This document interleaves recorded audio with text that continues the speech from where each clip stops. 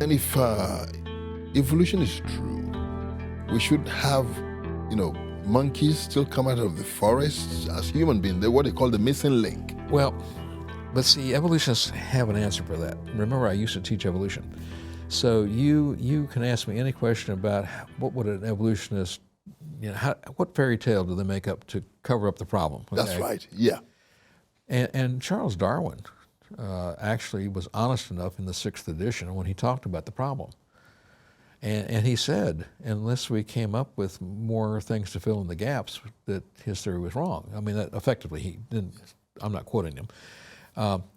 But by faith, Charles Darwin believed that people who came after him would dig up enough things to fill in the blanks, okay? But he was cognizant. He was fully aware that this was a problem in his theory, all right? Now, you have to understand when evolutionists, and many people say chimpanzees, yeah, they forget the Australopithecines here, but when they say that we evolved from chimps, they used to say it was 7 million years ago. But more recent research has pushed it back to 13 million years ago. Wow. Just to let you know. Okay? Yeah. And they say the chimps went that way 7 or now 13 million years ago and have nothing to do with human evolution. Okay? And so the question that you're asking is usually framed a little bit more this way. If apes and people, if we evolved from them and we're connected to them, then why don't we see that happening today, for instance?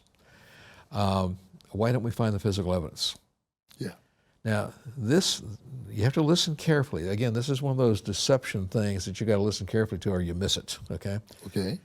When you say, well, how come there are apes today and people and say we don't look alike, that's right, but we came from them.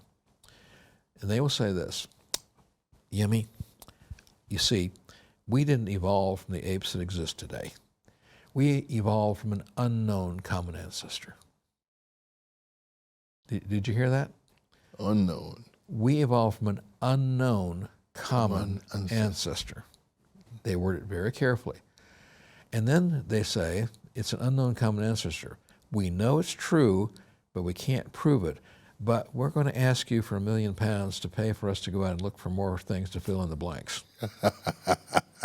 That is serious. And we have more gaps today than Charles Darwin knew about.